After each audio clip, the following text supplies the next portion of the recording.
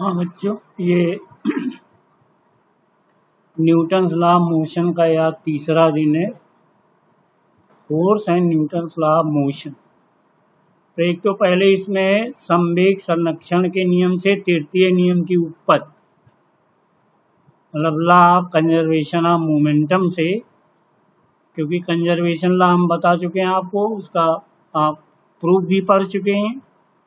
तो इसमें जब दो पिन टकराते हैं तो टकराते समय क्या एक दूसरे पर बल आरोपित करते हैं, और जिससे मान लीजिए पहले पिन पर आरोपित बल F12 है और दूसरे पर 21 है, और माना जब ये टकराएंगे तो उनके संवेग में परिवर्तन डेल्टा P1 और डेल्टा P2 होगा। आवेग की डेफिनेशन से आपने पढ़ा, आवेग इम्पल्स बराबर F इंटू डेल्टा टी। तो F12 delta T equal to delta P1, change in momentum in first body, और F21 delta T equal to delta P2। अब चूंकि पिन पर कोई बाह्य बल नहीं लग रहा है तो न्यूटन के दूसरे नियम से क्या होगा, नियमानुसार संयुक्त पिंड के रेखीय संवेग में परिवर्तन नहीं होगा। यही संवेग संरक्षण का नियम है। तो डेल्टा P1 पर डेल्टा P2 बराबर 0, तो F12 into delta T plus F21 delta T equal to 0, या F12 plus F21 equal to 0, या हम कहें F12 equal to minus F21। तो यही जो है आपका क्रिया प्रतिक्रिया का नियम है। तो लॉ ऑफ कंजर्वेशन से, आप मोमेंटम से हम न्यूटन्स थर्ड लॉ डिराइव कर सकते हैं। अब देखिए, हम देखें दो पिंडों के लिए संवेग संरक्षण का नियम अप्लाई करें। देखिए दो पिंड हैं, मास M1 और M2 दिखाए गए हैं। ये जब टकराएंगे, जब बीच मिल जाएंगे तो इनका वेग M1 और M2 हो गया। अब ये एक दूसरे पे बल लगाएंगे, पहला पिन दूसरे पे F12 लगाएगा, दूसरा पिन पहले पे F21 लगाएगा, और इस टक्कर के बाद ये फिर इनका वेग बदल जाएगा, M1 वाला पिन V1 वेग से और M2 वाला V2 वेग से गतिशील हो जाएगा। इनके रेखीय संवेग P1 बराबर M1U1 और P2 बराबर M2U2। ये P1 बराबर M1U1 है, P1 बराबर M1U1 और P2 बराबर M2U2। माना कि पिन परस्पर सीधे टकराते हैं, तब क्या होगा, उस केस में जब सीधे टकराएंगे तो इसमें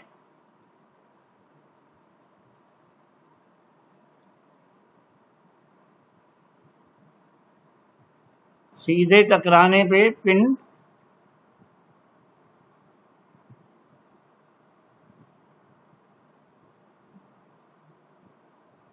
ये फर्स्ट पेज हो गया आपका, ये दूसरा। हाँ, तो अब इसमें आप देखिए, जब ये सीधे, ये फिगर फिर से भी बना दिया गया यहाँ पे, क्योंकि डेल्टा P1 और डेल्टा P2 क्या होगा, बाह्य बल लग नहीं रहा है तो संवेग परिवर्तन 0 हो जाएगा। तो डेल्टा P1 प्लस P2 बराबर 0। इसके मतलब P1 प्लस P2 क्या होगा, कांस्टेंट होगा, कोई परिवर्तन नहीं होगा।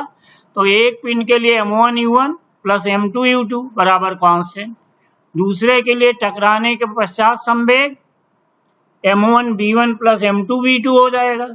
और संवेग संरक्षण के नियम से M1U1 plus M2U2 equal to M1V1 plus M2V2, या M1U1 minus M1V1 equal to M2V2 minus M2U2, या M1 ब्रैकेट में U1 minus V1 equal to M2V2 minus U2, या माइनस कॉमन ले लीजिए, -1 कर दीजिए, तो ये हो जाएगा V1 minus U1 equal to M2V2 minus U2।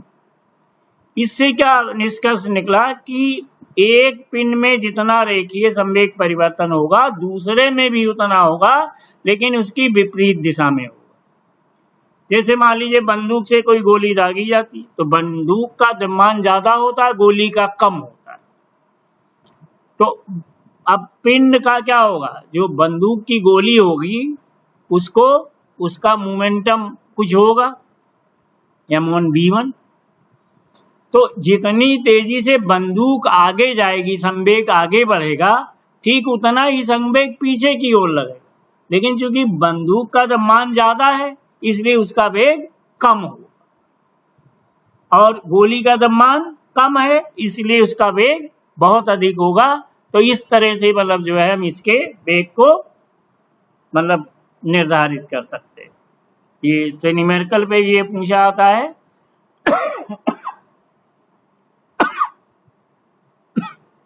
उसके बाद है आपका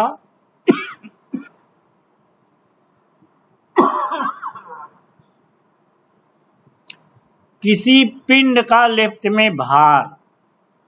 कोई पिंड है, लिफ्ट में उसका भार निकालना है। तो देखो इसमें 4 कंडीशंस है। जब कोई आदमी, जैसे 4 फिगर दिए हुए हैं, ये आदमी है और ये आदमी का द्रव्यमान m है, तो उसका भार नीचे की ओर लगेगा mg सभी में। पहला केस है, पहले केस में ये क्या है कि पिंड एक समान गति से गतिशील है, तो यानी त्वरण क्या होगा, शून्य होगा। और त्वरण जब शून्य होगा और मान लीजिए प्रतिक्रिया बल r1 लगती है, प्रतिक्रिया बल पहले में r1, दूसरे में r2, तीसरे में r3, चौथे में r4। समान वेग, लिफ्ट एक समान वेग से ऊपर जा रही है मतलब चित्त एक में, तो नेट बल क्या होगा, r1 प्रतिक्रिया बल ऊपर और भार उसका mg नीचे, तो r1 माइनस mg बराबर ma, कुल बल होगा F बराबर ma के बराबर होगा। लेकिन एक समान वेग है तो त्वरण शून्य हो जाएगा, तो r1 माइनस mg बराबर 0 हो गया, r1 बाय mg, और यही उसका आभासी भार होगा। यानी विरामावस्था में मनुष्य का आभासी भार r1 उसके वास्तविक भार W=mg के बराबर होगा। सेकंड केस, जब लिफ्ट a त्वरण से ऊपर जा रही है, थर्ड में जब a त्वरण से नीचे आ रही है, और चौथे में जब ये फ्रीली स्वतंत्रता पूर्वक गिर रही है, तब क्या होगा। इसमें आप देखिए सेकंड केस, लिफ्ट क्या है, a त्वरण से ऊपर जा रही है, तो फिर प्रतिक्रिया बल r2 है, r2 minus mg equal to त्वरण यहाँ पे है ma, तो r2 बराबर क्या हो जाएगा, mg प्लस ma, यानी r2 बराबर m और g प्लस a हो जाएगा, यानी r2 बराबर w प्लस mg। इसके मतलब क्या हुआ कि जब कोई लिफ्ट ऊपर त्वरित गति से ऊपर जाती है तो लिफ्ट में मनुष्य का आभासी भार वास्तविक भार से अधिक होगा। W बराबर mg प्लस ma, जितने त्वरण से ऊपर जाएगी उतना ही भार उसका बढ़ता जाएगा। जब नीचे आएगी तो यही चीज, नीचे की ओर नेट बल क्या होगा, mg माइनस r3, और न्यूटन के दूसरे नियम से mg माइनस r3 बराबर ma, तो r3 बराबर mg minus ma, m common ले लिया, g माइनस a, r3 बराबर w minus ma, w equal to mg होगा।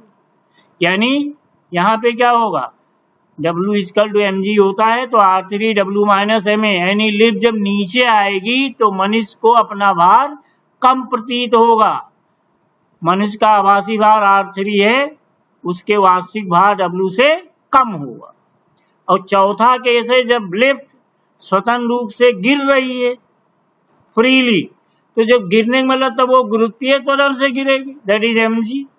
अब प्रतिक्रिया बल मान लीजिए r4 है, तो mg माइनस r4 बराबर mg, यानी ma होगा और a बराबर g हो जाएगा यहाँ पे, तो r4 क्या हो जाएगा, 0 हो जाएगा, यानी अर्थात मनुष्य का आभासी भार शून्य हो जाएगा, आभासी भार इसका 0 हो गया। तो इस तरह से ये आज का ये 4 पेज का PDF है, इसको आप लोग कीजिएगा। बाकी आपको टेस्ट देना है 28 तारीख को।